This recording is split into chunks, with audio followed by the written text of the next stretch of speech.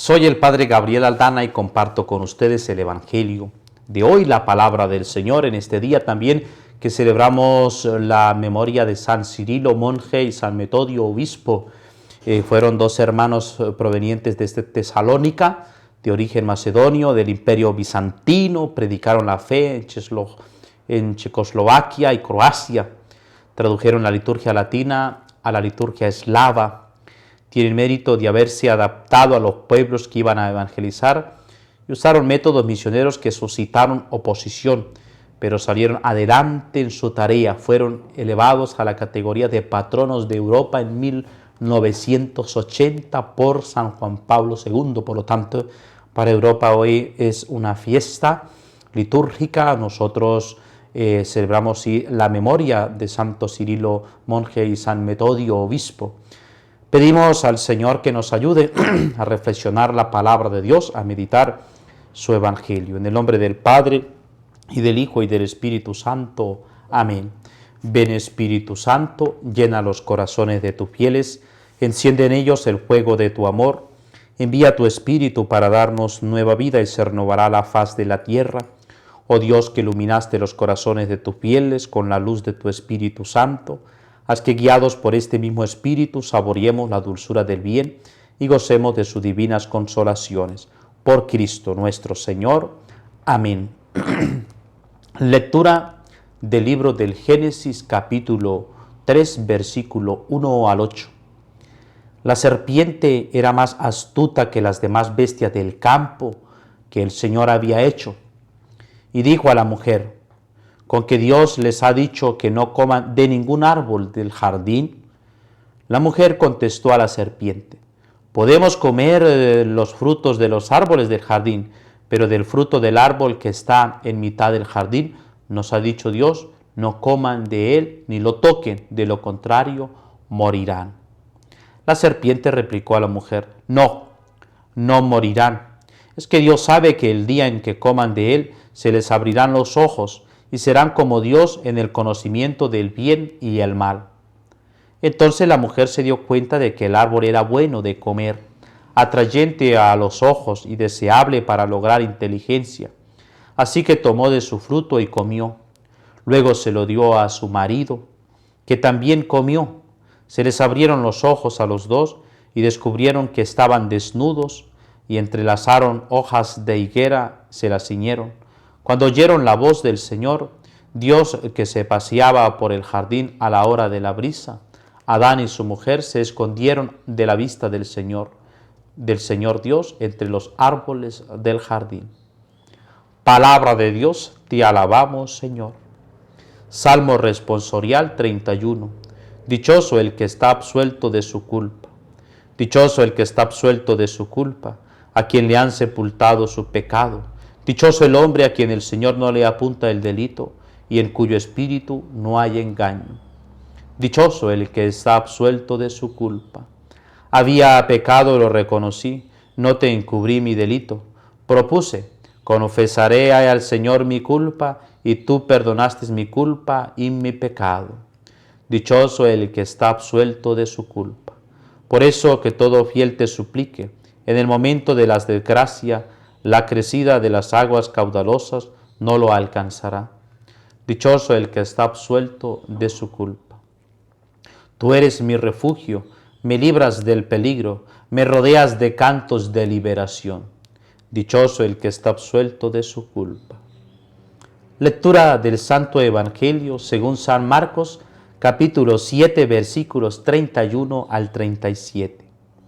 En aquel tiempo, dejando Jesús el territorio de Tiro, pasó por Sidón, camino del mar de Galilea, atravesando la Decápolis, y le presentaron un sordo, que además apenas podía hablar, y le piden que le imponga la mano.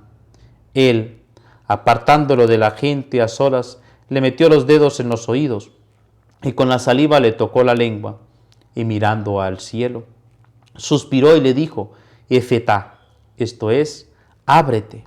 Y al momento se le abrieron los oídos, se le soltó la traba de la lengua y hablaba correctamente. Él les mandó que no lo dijeran a nadie, pero cuanto más se lo mandaba, con más insistencia lo proclamaban ellos. y en el colmo del asombro decían: todo lo ha hecho bien, hace oír a los sordos y hablar a los mudos. Palabra del Señor, gloria a ti, Señor Jesús. Queridos hermanos, escuchamos nosotros en la primera lectura del libro del Génesis una realidad que nosotros estamos también enfrentando constantemente, queridos hermanos, de la tentación del enemigo, del demonio que se llega para alejarnos a nosotros de la presencia de Dios. Y en este primer momento encontramos cómo la serpiente, dice la palabra de Dios, que es más astuta que las demás bestias del campo y del Señor había hecho. Y dice a la mujer: ¿con que Dios les ha dicho que no coman de ningún árbol del jardín? Queridos hermanos, el demonio es el padre de la mentira. La mentira, cuando ya nace allí la mentira, estamos ya bajo la tentación y bajo las asedias del enemigo. Porque en ningún momento Dios le había prohibido a Adán y a Eva comer de todos los árboles. No, le había dicho que si comían, podían comer de todos, pero había uno que era el árbol de la vida y del conocimiento del bien y del mal. Por lo tanto, podían comer de todos, menos de ese porque se le abrirían los ojos del bien y del mal. Por eso allí estaban en esa indicación concretamente.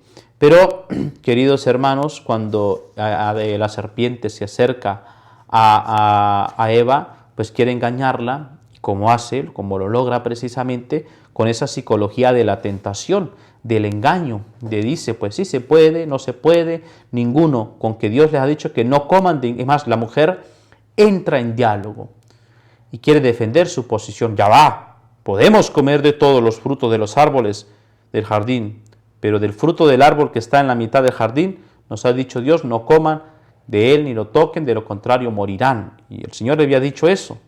Pero ya, queridos hermanos, con la tentación de lo que aprendemos aquí de esta primera lectura, con la tentación no se dialoga. En el momento que nosotros estamos ya dialogando con la tentación, ya hemos caído, ya estamos allí en las garras del enemigo. Por eso a la tentación no hay que dialogar con la tentación.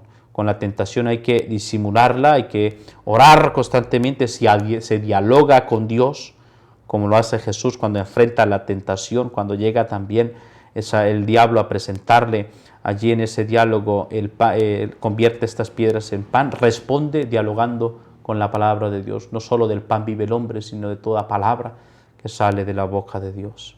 Aquí, queridos hermanos, es la respuesta que nosotros pues estamos llamados a no dialogar con la tentación.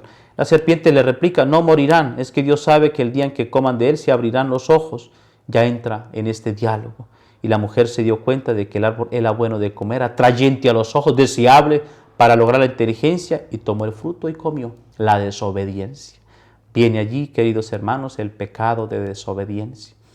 Cuando nosotros no obedecemos a Dios, cuando no obedecemos sus enseñanzas, y como pues también tiene una dimensión social el pecado, como luego se lo dio a su marido, que también comió la responsabilidad, aunque el pecado es responsable.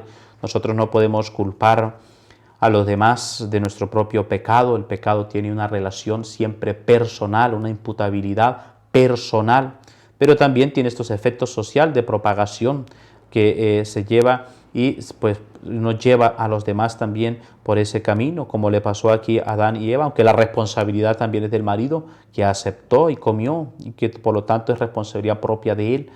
Y dice que les se abrieron los ojos, se descubrieron que estaban desnudos. El pecado nos deja así, queridos hermanos, completamente como desnudos, nos desecha, nos quita la dignidad, nos destruye. Por eso nosotros, queridos hermanos, pues aprender a defendernos de la tentación con la oración. Por lo tanto, el primer medio para nosotros defendernos de la tentación es la oración, orar a Dios. Y eso lo decimos nosotros también en el Padre Nuestro: no nos dejes caer en la tentación, líbranos del mal. No nos dejes caer en la tentación. Con la tentación no se dialoga. Con la tentación nosotros pues rezamos a Dios, oramos para que Él no nos deje caer en la tentación, para que Él nos dé esa fortaleza de obedecerle a Él y tener esos pensamientos en nosotros, como muchos de los santos: prefiero, Señor, morir antes que pecar. Pues bien, queridos hermanos, que podamos nosotros mantenernos siempre constante en esta escucha de la palabra de Dios, perseverante cada vez más en esta gratitud de que el Señor nos permite escuchar su palabra. Y que Dios Todopoderoso les bendiga en el nombre del Padre, y del Hijo, y del Espíritu Santo. Amén.